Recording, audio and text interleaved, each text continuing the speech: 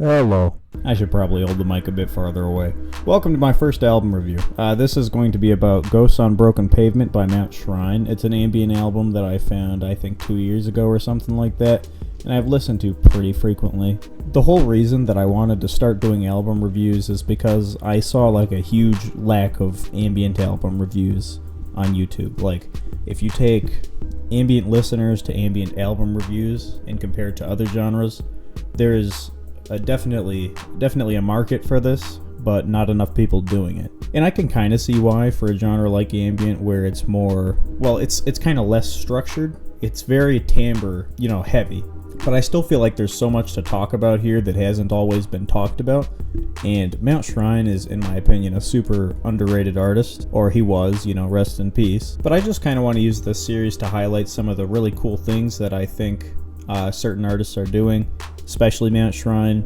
I really like this album. He does a lot of really cool things that just get swept under the carpet. I also feel like a lot of people really don't know what ambient music is. Like, they just think it's some, how do I explain this, like really boring drone music, and they just don't understand all the intricacies behind it. Like, the better you understand ambient music, the more you're able to appreciate it. And there's so many cool things going on in this album right here that I just want to talk about it a bit.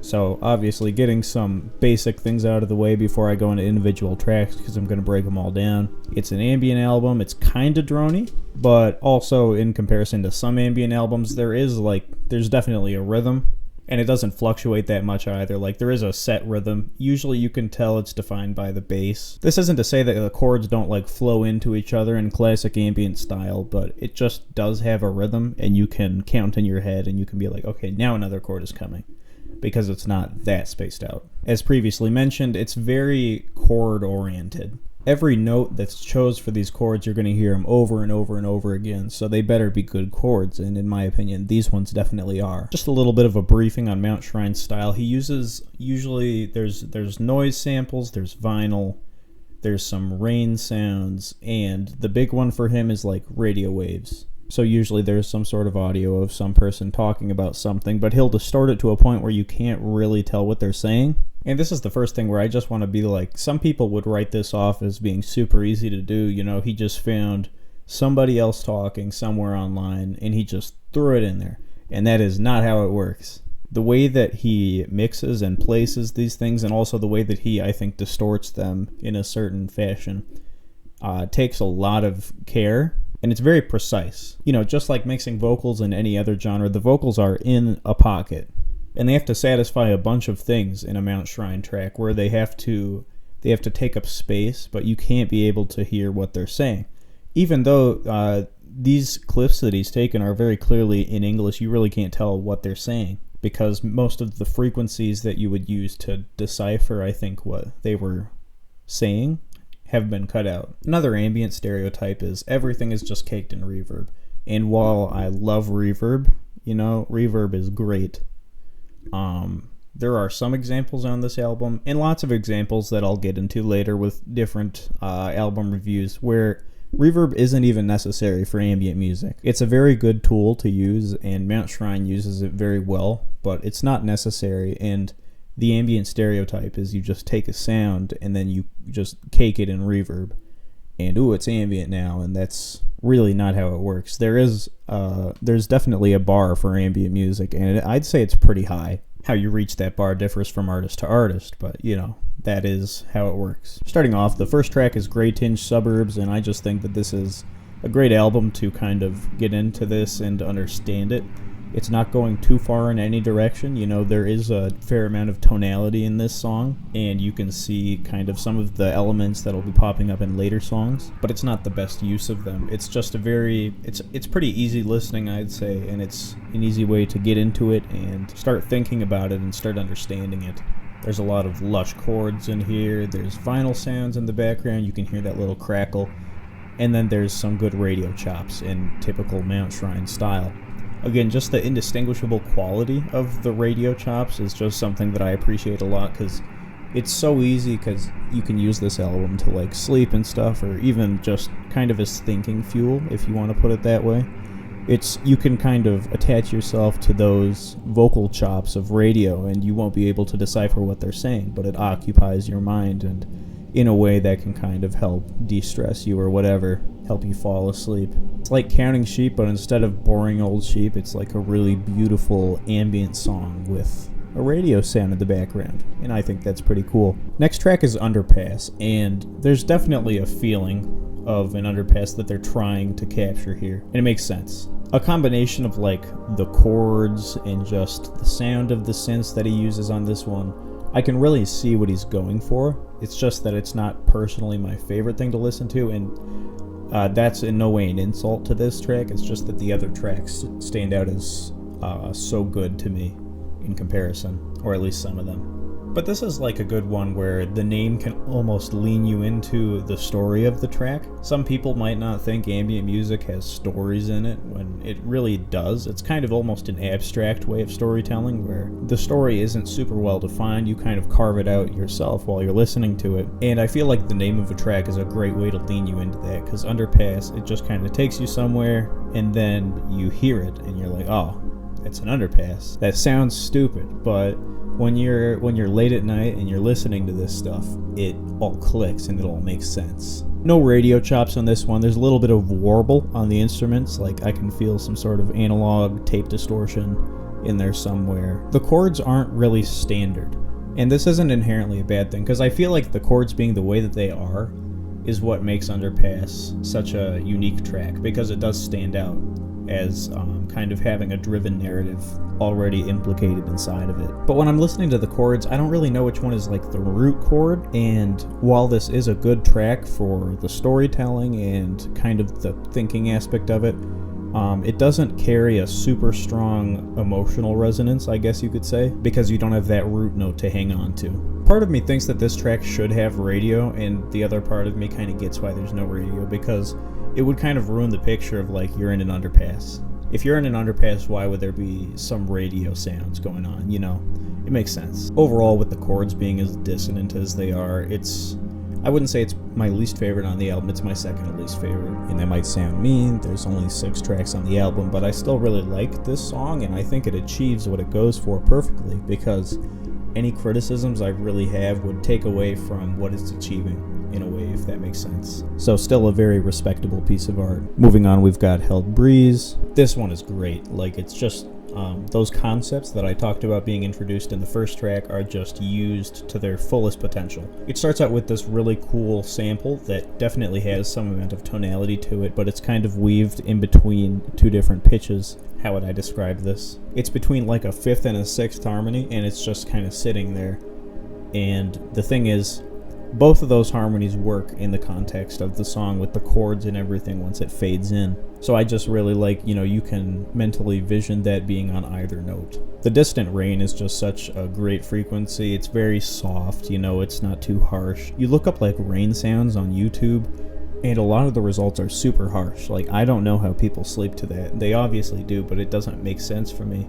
The highs are scooped to just the right amount. It's like you're sitting in, a cabin as the rain is falling. And it all just fades in so softly too. Like, sometimes in ambient songs, when stuff has a fade in to get into the song, something will fade in a little bit harsher than everything else, or it'll go too fast, or it'll go too slow, and the fading in for this just fits perfectly. Like, when you're listening to it, you don't really realize it. It feels very natural. The chords are just amazing, and they have that root note that Underpass didn't have, so it carries more of an emotional punch to it. I wrote down in my notes for this, it's just perfectly subtle, and I think that's a pretty good description of it, which is just, it's not overdoing anything, but it's just shocking how well this song works in such a soft timbre, And then towards the end of the song, a lot of the higher instruments and frequencies get cut out, and it's just kind of the bass rattling along in this empty space. And I think that works really nice. So this is definitely one of my favorites. But the next song on here is my favorite, and that's because I have a very strong bias towards this song. So I found Mount Shrine on a YouTube video by Cryo Chamber, which is a publisher for dark ambient, and I believe it's the label that Mount Shrine was signed to. And this was the first song, and I would listen to this like every night. Now that I think about it, I've known Mount Shrine for more than 2 years. It's been probably 3 or 4. And I would have this on this little MP3 player that I had. And every night when I got up in my room, sometimes I would just rush to bed so I could listen to this. And it would just fade in with that, and it was great. So I've heard this song more than any other Mount Shrine song, just putting it out there, that's my bias. But now let me praise it for some actual rational reasons. The crazy thing about this, like super creative, and knowing Shrine, it's definitely intentional, is the rain is in key. The rain is in key with the song. It's kind of doing a similar thing as Held Breeze, where it's riding in between two notes, but it definitely is in key and it works harmonically, which I just think is super crazy. It's a bit of a harsher rain sound this time, but it works. It's more of like you're in a tin roof, but it's still kind of muffled. The mix of atonality with tonality is just incredible. You'll see on a later track that Shrine tries to venture out into more of atonal things, and I guess you could kind of consider Underpass a bit atonal, but this is like the perfect blend of atonal and tonal, because the timbres are so prominent that you would think they would be hard to work with in an ambient melodic setting, but they make it work, and it all works in favor of the track. Again, it's an ambient song, but that doesn't mean that there's only one thing happening throughout the whole song. There is a lot of different sounds going on here, and every time that there's like a quieter moment in the track, the background noise rises up and just fills that space in such a precise way. The keys and the bass both are not like typical Mount Shrine sounds. I feel like Shrine has a go-to synth and he has a go-to bass, and if you listen to any of his stuff, you'll get what that means. But both of these sounds, in my opinion, are just truly unique to this track for him, and they work really well compared with each other. It's like exploring deep cave caverns, but in more of a melancholic, somber fashion. It's like really depressed spelunking and kind of meditative. You know, you'll get down in the cave and you'll just stop and you'll think for a day or two. It's not just one set of chords in this song. There's counter chords that fade in and out, and there's a drone in there too. The drone is not in key, I guess, but it works harmonically. I'm not a music major and I can't explain to you why this works harmonically, but when you think of the tonality of the song, the drone is in there, and the drone makes sense. It doesn't stand out in a bad way. It actually just fits really well into the little vibe that the song has been creating. Once again, just a great track. Really love this one. Return to it all the time. It's been how many years now, and I still like it to this high extent. Moving on. This is the atonal song that I mentioned in brief. This one is called Outsider Station, and in comparison with all of the other songs on this album, it's pretty atonal. It's the longest track on the album, and there's a very strong vinyl presence. There's kind of this lumbering rhythm in the background, but most lumbering rhythms, when you think about them, are very low-end oriented, and this one actually has the low end scooped, and it works in kind of a interesting, kind of clunky way. The vinyl crackles are so loud it almost works as percussion.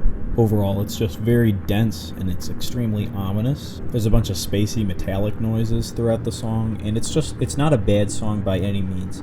It's just when I'm listening to Mount Shrine, this is really not the type of thing that I want to listen to.